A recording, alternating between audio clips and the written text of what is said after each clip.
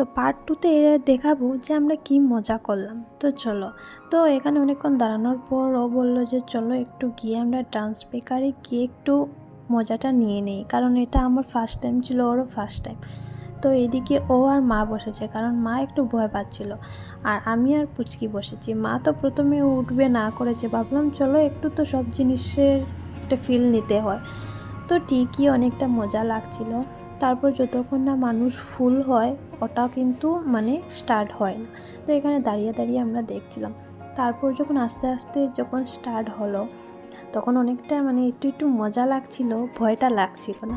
কিন্তু যখনই এটা স্পিডে উঠেছে মা তো একটু ভয় পেয়ে গিয়েছে, আর আমার অনেকটা মজাও লাগছিল।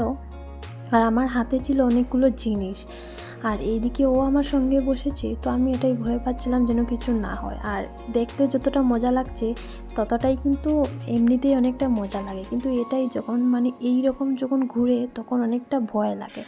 তো তারপর আমরা নেমে গেলাম, সেখান থেকে নেমে গিয়ে একটু আচার নিলাম, কারণ মেলায় গেলে যদি আচার টাচার না নাও তাহলে তো হয় না।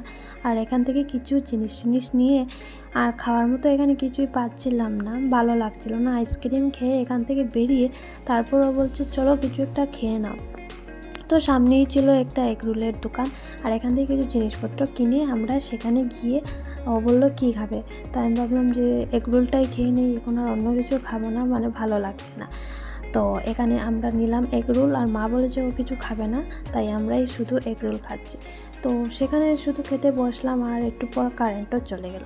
তো যাই হোক, খেয়ে দিয়ে আমরা সেখান থেকে বেরিয়ে পড়লাম ঘরে যাওয়ার জন্য। আর এইদিকে ও বিলটা করছে, তাই জন্য আমরা এইদিকে বসে আছি। আর তারপর চলে এলাম ঘরে। তো আজকের জন্য এতটুকু, বাই বাই। কেমন লাগলো কমেন্ট করে বলবে কিন্তু।